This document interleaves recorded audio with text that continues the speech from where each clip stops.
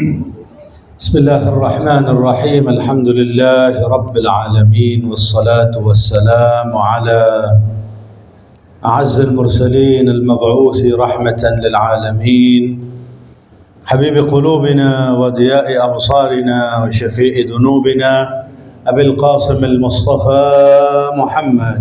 اللهم صل على محمد وآل محمد. اللهم صل على محمد وآل محمد. اللهم صل على محمد وآل محمد. قال الله تبارك وتعالى: أعوذ بالله من الشيطان الرجيم. بسم الله الرحمن الرحيم. إن الذين قالوا ربنا الله ثم استقاموا تتنزل عليهم الملائكة ألا تخافوا ولا تحزنوا وأبشروا بالجنة التي كنتم توعدون. صدق الله العلي العظيم. أحبتنا الكرام، أساتذتنا وجميع الحاضرين، السلام عليكم ورحمة الله وبركاته. Alhamdulillah, malam hari ini kita duduk bersama dalam nuansa kebahagiaan, mengenang kembali dan menghidupkan perayaan agung Idullahil Akbar yang disebut dengan Idul Ghadir, Idul Wilayah, Yaumil Ahdil Ma'hud, wal Yaum Mitsaqil Ma'khud. Hari di mana kebahagiaan pecinta keluarga Rasulullah, hari kebahagiaan wilayah. Akan tetapi hari kebahagiaan itu perlu diketahui sampainya kepada kita penuh dengan perjuangan dan pengorbanan. Hadisatul Ghadir, fenomena kejadian Ghadir, dan hadis yang disampaikan Rasulullah di Ghadir dan semua yang berkenaan dengan Ghadir sejak mulai Rasulullah Muhammad sallallahu alaihi wasallam mengangkat tangannya tinggi-tinggi, tangan Ali bin Abi Thalib, sampai terlihat bagian putih lengan mereka berdua, seperti yang dikatakan oleh sejarawan yang hadir pada saat itu. Hatta bana bayad ibtaihima, sehingga tampak sekali bagaimana putihnya bawah lengan mereka, menunjukkan keagungan mereka berdua dan disaksikan para hadirin. Sejak itulah perjuangan demi perjuangan, pengorbanan demi pengorbanan, sampailah di dewasa saat ini, sampai di kita bisa menghidupkan kembali majalis Amirul Mukminin alaihi afdhalus salati wassalam. Beliau yang memiliki sahibul manaqib wal fadail, Imam al-Masyariq wal Magharib, Ali bin Abi Thalib alaihi afdhalus salati wassalam, sosok yang rela dan sangat layak untuk kita perjuangkan cinta ini, untuk kita perjuangkan wilayah kita ini kepada beliau. Kenapa beliau? Ada apa dengan beliau? Kemuliaan yang ada pada sosok Amirul Mukminin Ali bin Abi Thalib. Kalau kita mau, ada tiga sisi, ada tiga pandangan yang menunjukkan keagungan Ali bin Abi Thalib. Keagungan beliau dalam lisan firman Allah dalam kitabnya Al-Quran Al-Karim. Begitu banyak Al-Quran yang turun berkenaan dengan kemuliaan Ali bin Abi Thalib, mulai dari ayatul tadhir, ayat disucikannya Ahlul Bait yang semua kita hafal. Maka salah satu daripada Ahlul Bait yaitu ketika Ali mempersunting Fatimah, bagian daripada Ahlul Bait, wa yutahhirakum tathira. Kemudian ayatul wilayah, innama waliyukumullah walladzina amanu walladzina yuqimuna as-salah wa yu'tuna az-zakah wa hum raqi'un. Tentang wilayah, sesungguhnya wali kalian adalah Allah dan Rasulnya. Kemudian orang yang beriman kepada Allah, menegakkan salatnya dan memberikan zakatnya dalam keadaan ruku', tidak turun kepada siapapun melainkan kepada Amirul Mukminin Ali. Kemudian ayat yang lainnya, ayatul it'am. Semua kita membaca bagaimana ayat surat Ad-Dahr, suratul Insan, ketika mereka wa yut'imuna at-ta'ama ala hubbihi miskinan wa yatiman wa asira. Ketika Al-Hasan sakit, mereka keluarga at-tayyib at-tahira dari Muhammad ini nadar kepada Allah Subhanahu wa taala, kalau diberikan kesembuhan kepada buah hati mereka Al-Husain, mereka akan syukur kepada Allah dengan melakukan puasa 3 hari. Pertama datang seorang miskin, yatim, asir, sampai turun ayat tersebut. Mereka yang memberikan sehingga berbuka air dan hanya beberapa ba'dut tamrat, karena hidangan buka mereka diberikan kepada orang yang mengetuk pintu tersebut. Turun ayat memuji Ali bin Abi Thalib. Dan pada puncaknya ayatul mubahalah, yang juga beberapa hari yang lalu kita menghidupkan mubahalah. Bagaimana Rasulullah ditantang oleh Nasara Najran, umat Kristiani yang ada di Najran, untuk melakukan mubahalah, yaitu saling doa keburukan. Kalau memang benar bahwa Islam adalah atas dusta, atas kebohongan, maka Allah akan hancurkan Islam sehancur-hancurnya. Atau sebaliknya, kalau mereka dalam keadaan kebatilan, yaitu umat Kristiani, maka Rasulullah mendoakan kehancuran mereka, sehingga la yabqa fid dunya Nasara, sehingga tidak akan tersisa di dunia umat kaum Kristiani. Keesokan harinya Sayyidul Wujud Muhammad sallallahu alaihi wa alihi, yang dibawa adalah ta'alau nad'u abna'ana wa abna'akum wa nisa'ana wa nisa'akum wa anfusana wa anfusakum. Yang dibawa adalah Al-Hasan wal Husain, kemudian Fatimah, kemudian nafs Rasul, kemuliaan jiwa Rasulullah, saudara Rasulullah, apa yang ada sanubari Rasulullah, yaitu Ali bin Abi Thalib salawatullahi wassalamuhu alaihi. Maka kemuliaan Ali dalam Al-Quran, orang itu mulia kalau disebutkan dan turun Al-Quran. Berapa banyak ayat-ayat yang turun akan Ali bin Abi Thalib. Bahkan seperti Ibn Abbas mengatakan setidaknya ratusan ayat turun untuk kemuliaan keluarga Rasulullah, terlebih untuk Ali bin Abi Thalib. Kemudian kemuliaan Ali dari sudut pandang lisan suci Rasulullah, hadis beliau, sabda Sayyidil Wujud Muhammad sallallahu alaihi wa alihi wasallam. Habis waktu kita untuk hanya membahas dari banyaknya kemuliaan yang pernah disampaikan dengan sabda Rasul sallallahu alaihi wa alihi. Dimulai dari hadisul manzilah, ketika Rasulullah hendak mulai berangkat ke Tabuk, kemudian mereka mempropaganda Ali bin Abi Thalib dibiarkan di Madinah sendirian, dibiarkan di Madinah bersama anak-anak dan wanita. Datang Amirul Mukminin berkata, "Ya Rasulullah, khallaftani inda nisa'i was sibyan." Rasulullah menjawabnya, "Engkau biarkan aku bersama dengan anak-anak dan wanita. Aku ingin berjuang bersamamu dalam peperangan Tabuk." Rasulullah tersenyum dan mengatakan, "Wahai Ali, manzilah, kedudukan Amirul Mukminin, ama tarda an takuna minni bimanzilati Haruna min Musa illa annahu la nabiyya ba'di." Kedudukannya seperti Harun di sisi Musa, hanya saja tidak ada kenabian setelahku. Engkau sungguh mulia wahai Ali. Hadis Tsaqalain, tarikun fikum Tsaqalain, mengucapkan bahwa satunya adalah akbaru ahadihima, salah satunya lebih besar, yaitu Al-Quran, firman Allah. Dan yang kedua, wa itrati ahla baiti, dan itrahnya Rasulullah adalah yang mempersunting jiwa Rasulullah, putri Rasulullah Fatimah al-Batul binta Sayyidina Rasul Muhammad sallallahu alaihi wa alihi wasallam, tidak lain dan tidak bukan Ali bin Abi Thalib. Babul ilm, hadis Rasulullah, ana madinatul ilmi wa aliyun babuha. Semuanya hafal bahwa aku adalah kota ilmu dan engkau adalah pintunya. Barang siapa yang menginginkan untuk masuk ke kota ilmu harus melalui pintunya, yaitu Ali bin Abi Thalib. Kemudian hadisud dar, ketika beliau menyampaikan semuanya. Hadisut Tair, yang juga pernah kita sampaikan di majelis yang penuh berkah ini, di musalla yang penuh nuraniyah malam Jumat ini pernah kita sampaikan. Hadisut Tair, Rasulullah diberikan seekor unggas atau burung, kemudian dipanggang, dihadiahkan kepada Rasulullah sallallahu alaihi wa alihi wasallam, makanan yang mewah pada saat itu.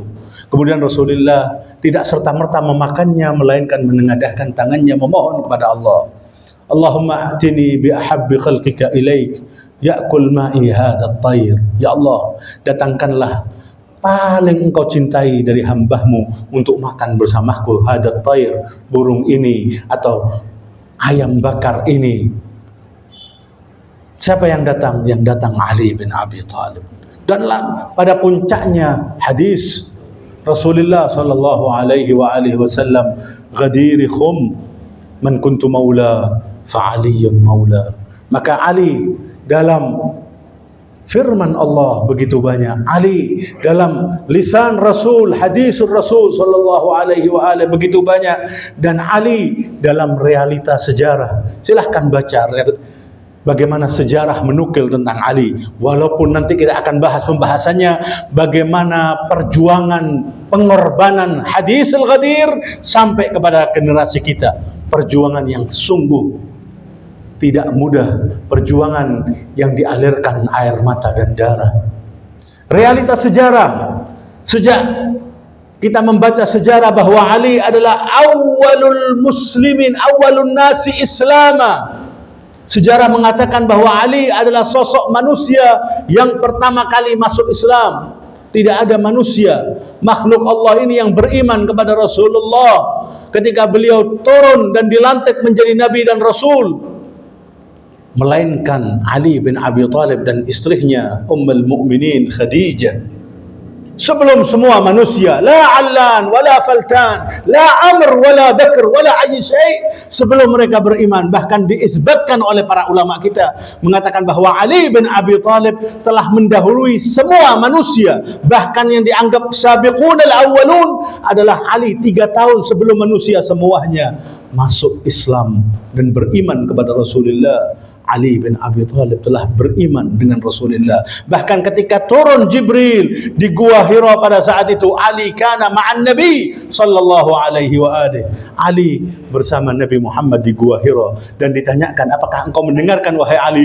Benar ya Rasul, aku mendengarkan. Idzan tara ma'ara wa tasma'u ma asma'. Engkau melihat apa yang aku lihat dan engkau mendengar apa yang aku dengar. Ketika disuruh dan diperintahkan oleh Rabbul Jalal tabaraka wa ta'ala, iqra' bismi rabbikal ladzi khalaq. Dan sejak itulah kemudian turun dan mengabarkan kepada Khadijah, sosok yang pertama beriman yaitu Ali wa Khadijah.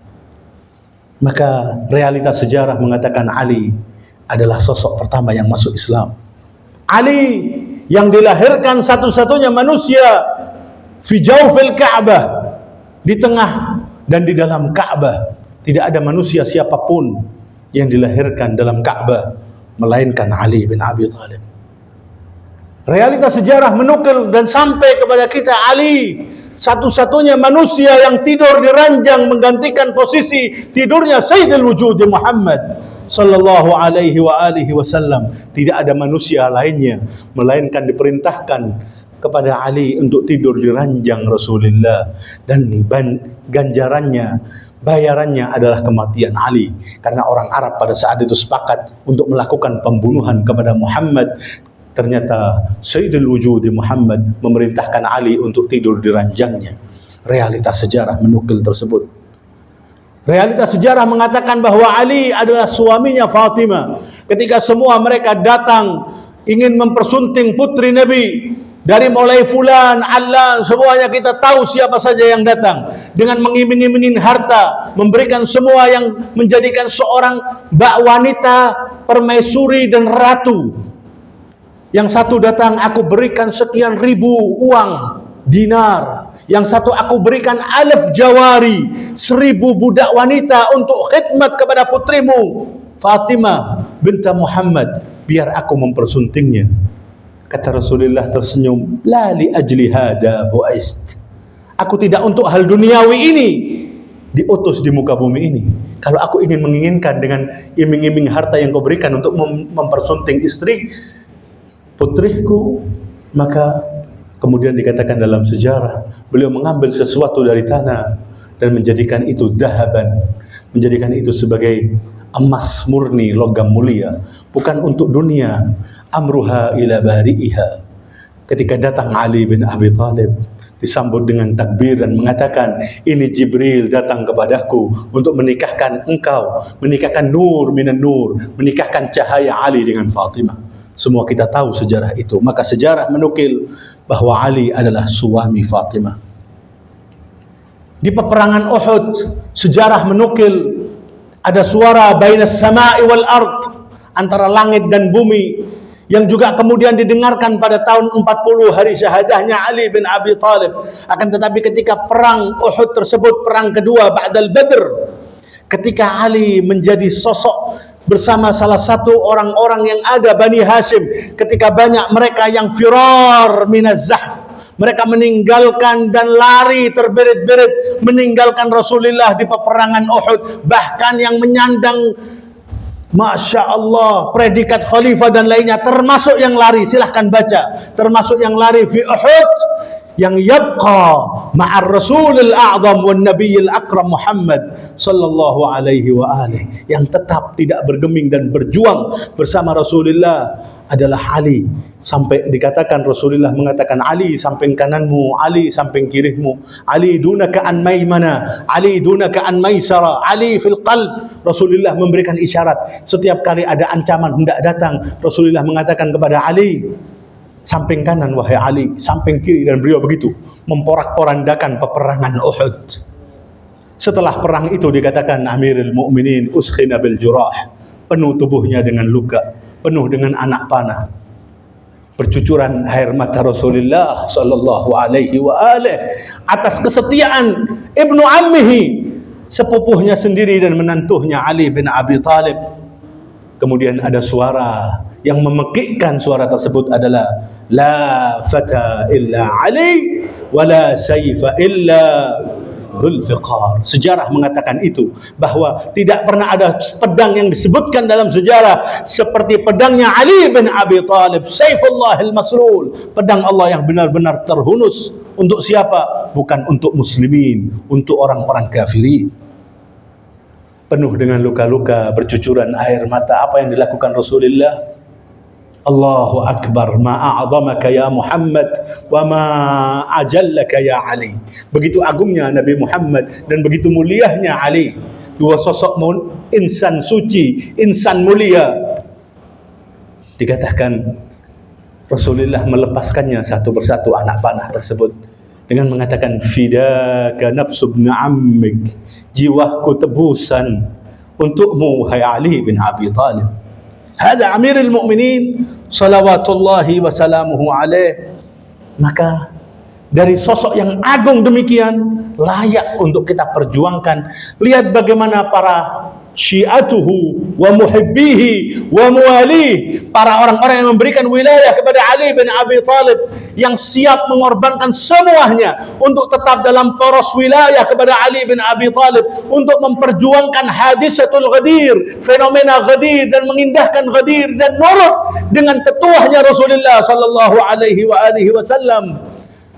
Kita baca sejarah, setidaknya ada 5 sanksi yang dirasakan, kepahitan sanksi tersebut kepada siapapun yang menukil tentang kemuliaan Ali bin Abi Thalib.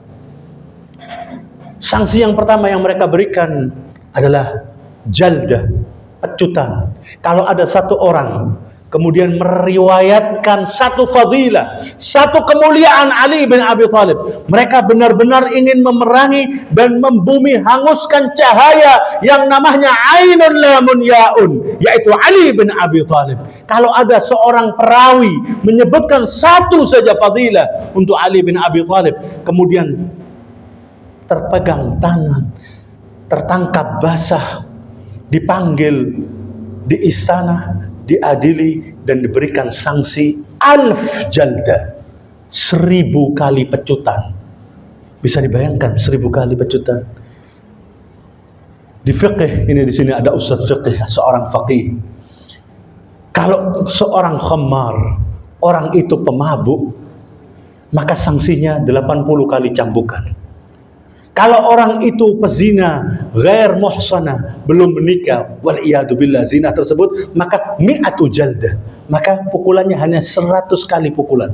Akan tetapi kriminal, dosa, salah meriwayatkan fadilah Ali bin Abi Thalib 10 kali lipat daripada dosa orang melakukan perzinahan bagi umat yang dirinya sebagai, mengeklaim dirinya sebagai umat Muhammad, akan tetapi bencinya kepada Ali bin Abi Thalib, menantu Muhammad sallallahu alaihi wa alihi, melakukan 1000 pukulan bagi siapa yang meriwayatkan tentang Ali bin Abi Thalib. Sanksi yang kedua, al-habs, al-i'tiqal, penangkapan, dipenjarakan, dijebloskan fi qa'ris sujun, wa dhulamil matamir, dijebloskan dalam gelapnya dunia, tidak bisa mengetahui siang dan malam. Bahkan imam kita sendiri kebanyakan kehidupannya di penjara, Al-Imam Al-Kadhim salawatullahi wassalamuhu alaih. Para pecintahnya juga demikian. Kalau ketahuan bahwa dia berwilayah menghidupkan hadisatul Ghadir, ditangkepin, dimasukkan penjara. Seperti riwayat atau sejarah seorang A'mash. Siapa A'mash? Perawi hadis. Bahkan termasuk perawi hadisnya Bukhari wa Muslim, Kutubul Muslimin. Dia seorang pecinta Amirul Mukminin, Syi'atu Amirul Mukminin. Dengar bahwa dia menulis salah satu manaqib, salah satu fadilah Ali, di malam hari digeledah rumahnya, dipanggil, disuruh datang ke istana. Bergetar orang ini, dipanggil anak-anaknya, dikira dia akan dipancung, dia akan dibunuh langsung. Memberikan wasiatnya. Nah, aku telah menyampaikan fadilah Ali bin Abi Thalib. Wasiatnya disampaikan kepada putranya. Habs. Hanya untuk laki-laki, bahkan untuk perempuan pula. Seorang wanita, istri daripada Amr ibn Hamak al-Khuzai, namanya Aminah binti Syarid. Suaminya ditangkap. Kemudian wanita ini ditangkap pula, dipenjarakan. Si suaminya disuruh berlepas tangan, bara'ah min Ali bin Abi Thalib, seorang muqarrabin, salah seorang terdekatnya pecinta Ali bin Abi Thalib, diminta untuk berlepas tangan dari wilayah Amirul Mukminin. Jangan percaya Ghadir, jangan mengatakan man kuntu maula fa aliyun maula. Lepaskan wal'an Aba Turab, puji-puji Muawiyah. Tidak bergeming orang itu, pecinta Ali bin Abi Thalib. Dilepaskan kepalanya. Setelah dilepaskan kepalanya dilemparkan ke sel seorang wanita itu. Suaminya, kepalanya dilepas, dilemparkan di hadapan istrinya. Bagaimana istrinya? Diminta pula yang sama. Berlepas tanganlah engkau dari Ali, puja-puji Muawiyah, aku bebaskan engkau.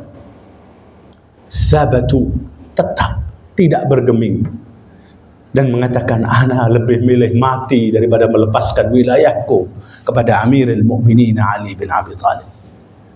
Dipukulin, dipenjarakan. Allahu Akbar. Yang ketiga, al-qat' atraf, dipatahkan, dilepas bagian tubuhnya, tangannya, kakinya, kemudian dipancung, diikat. Seperti seorang sahabatnya Amirul Mukminin, namanya Rashid al-Hijri. Sudah dikabarkan oleh Amirul Mukminin akan terjadi padamu begini.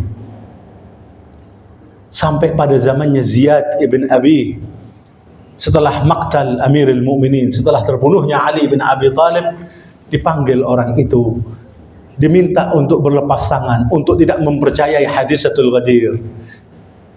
Tidak mau. Kemudian, aku akan pancung kamu, aku akan ikat kamu di sebuah pohon, dan aku akan lepaskan kedua tanganmu dan kakimu. Kemudian dia mendengar si Ibn Ziyad ini, Ziyad ibn Abi, abahnya, bapaknya Ubaidillah ibn Ziyad, dan mendengar bahwa lisannya juga akan dilepaskan. Sebagai mukhalafah, sebagai penentangan bahwa ucapan Amirul Mukminin itu tidak benar, maka orang ini hanya dipancung, hanya diikat, kemudian dilepaskan kedua tangannya dan kakinya sambil diikat di sebuah pohon. Apa yang dilakukan? Tetap orang ini di atas pohon itu menyampaikan hadisul Ghadir, menyampaikan kemuliaan Ali bin Abi Thalib. Allahumma ali bait Muhammad, cintailah keluarga Muhammad, berjuanglah bersama Ali bin Abi Thalib yang pernah dikatakan semua. Dalam keadaan dia diikat di atas pohon, tetap menyampaikan kemuliaan Ali bin Abi Thalib. Akhirnya mereka apa? Datang dan melepaskan lisannya sebagai kebenaran apa yang pernah diucapkan kepada Rashidil Balaya. Dia adalah sosok yang tahu ilmu balaya wal manaya, ilmu kematian dan lain sebagainya. Orang alim kabir, pecinta Amirul Mukminin. Dilepaskan tangannya, dilepaskan kakinya, dilepaskan lisannya, dan digantung sampai mengering. Karena apa? Cinta kepada Amirul Mukminin. Ibn Sikit pernah juga menyampaikan fadilah Ali bin Abi Thalib di hadapannya Mutawakkil Al-Abbasi. Ketika ditanya kedua putranya, bagaimana putraku ini? Akankah ada kemiripan dengan Al-Hasan wal Husain? Anaknya Mutawakkil dijawab jawabannya bagaimana? Fa wallahi la na'latu qambar khairu minhuma. Alas kaki, maaf sandal yang dikenakan budaknya Ali bin Abi Thalib, jangankan Hasan wal Husain, budak dari alas kakinya itu lebih mulia daripada dua putramu. Dikatakan Mutawakkil seperti mendidih marah, murka luar biasa. Apa yang dilakukan kira-kira orang yang berani menyampaikan kemuliaan Ali bin Abi Thalib ini? Ibn Sikit dikatakan akhraja lisanahu min qafa. Sebelum dibunuh, dilepaskan lisannya dari bagian belakangnya, dilobangin bagian belakangnya, dikeluarkan lisannya dari belakang sampai merasakan dan darahnya keluar sampai terkena bagian hudud, bagian pipinya Mutawakkil Al-Abbasi, baru disiksa dan dimutilasi. Ada perjuangan sampainya Ghadir kepada kita. Yang ketiga, setelah mereka pukulan tidak mempan, penjara tidak mempan, dilepas kaki dan tangannya dan tidak mempan, mereka melakukan seperti yang dilakukan kepada sosok khawasnya Amirul Mukminin. Dipenjarakan, di semua sanksinya diberikan kepada orang ini, mulai dipenjarakan, diancam kematian, tetap dalam penjara menyampaikan fadailnya Ali bin Abi Thalib. Ala wa huwa Maisamit Tammar. Bagaimana tetap menyampaikan kemuliaan Ali bin Abi Thalib. Dipanggil oleh Ibn Ziyad hanya 10 hari sebelum kedatangan Al-Husain ke negeri Irak. Bagaimana yang dilakukan? Dipukuli dengan haribah. Haribah itu adalah ta'nah, alat benda tumpul kayu, kemudian ada serabutnya yang masih kasar, dipukulkan di wajahnya. Terus sampai mulai keluar darah. Wahakadha terus, dan diikat, disalib tubuhnya di mana? Di pohon tamr, di pohon kurma. Ketika dikabarkan itu, Amirul Mukminin, kau akan dipancung dan kau akan diikat di bagian pohon tersebut, beliau setiap hari menyirami dan sholat 2 rakaat, menanti masa itu. Bukan takut, bukan gentar, malah mengharapkan kemuliaan syahadah. Sampai dipukulin, lisannya dilepas, kedua tangannya, dan dipukulin sampai terakhir keluar darah dari bagian hidung dan mulutnya, sampai wafat mengering di atas pohon tersebut. Cinta kepada Ali bin Abi Thalib. Adapun Hijr ibn Adi At-Tai, pecinta Ali bin Abi Thalib, dipanggil oleh Ziyad ibn Abi, dipenjarakan, dikirim sampai dibunuh oleh Muawiyah, dibunuh di Syam. Kenapa? Li'annahu min syi'ati Ali bin Abi Thalib. Diminta untuk ngelaknat, Ali tidak mau. Sedangkan Muawiyah memerintahkan untuk melakukan laknat tersebut di atas mimbar-mimbar dan menara-menara. Apa yang dilakukan? Dipanggil, dibunuhin. Dan yang lebih parah, dibawa 17 orang, ada yang mengatakan 13, lebih dari 10 orang-orang para pecinta Ali yang bersama Hijr ibn Adi, dibawa dari Kufa ke Syam, diadili, dipenjarakan, penjarahnya langsung kena terik matahari, tidak ada atapnya, wahakada, sampai kemudian dipaksa untuk berlepas tangan dari Ali bin Abi Thalib. Dikatakan ada 7 atau berapa orang merelakan lebih milih dunia daripada akhirat, selamat. Akan tetapi yang 10 tetap bersama Hijr, tidak mau lepas daripada Hadisatul Ghadir. Diminta lepas, tidak mau melepaskan Hadisatul Ghadir, tidak mau melaknat Ali, dan tetap mencaci maki Muawiyah. Apa yang dilakukan? Termasuk putranya juga Hamam. Putranya ini dikatakan minta kepada Al-Gojuhnya, bunuh anakku terlebih dahulu sebelum aku. Allahu Akbar. Kata Al-Gojuhnya, aku heran, biasanya seorang bapak itu siap untuk berkorban untuk putra-putranya. Ini kamu minta anakmu untuk lebih dulu dibunuh di hadapanmu. Jawabannya, Kalau aku sudah pastikan aku tidak akan pernah melepaskan wilayahku kepada Ali bin Abi Thalib. Kalau putraku aku belum jamin. Aku takut kalau di hadapan matanya kemudian aku dilepas, dimutilasi dan dibunuh, kemudian dia akan melepaskan wilayahnya kepada Ali bin Abi Thalib. Aku ingin pastikan dia tetap dalam wilayah Ali bin Abi Thalib. Bunuh dia terlebih dahulu baru aku. Hada. Begitulah sampai kepada kita. Terus bahkan Hijr ini mendapatkan persekusi hingga tahun 2013. Mereka menghancurkan, bahkan mengeluarkan kembali nabsh kubur, menghancurkan kuburannya Hijr ibn Ali. Allahu Akbar, hani'an lakum antum syi'atu amiril mu'minin alaihi afdhalus salati wassalam. Inilah perjuangan, pengorbanan sepanjang masa ini yang dicontohkan para sahabat-sahabat, dan terus begitu zaman Umayyah, zaman Abbasiyah, zaman Utsmaniyah, zaman-zaman dan begitu seterusnya hingga saat ini. Dan kita alhamdulillah al-an bisa duduk menyampaikan kemuliaan Ali bin Abi Thalib. La ni'matun kabirah, nikmat yang luar biasa. Maka ketahuilah hadisatul Ghadir sangat mahal. Lalu bagaimana hadis Ghadir itu sampai kepada kita?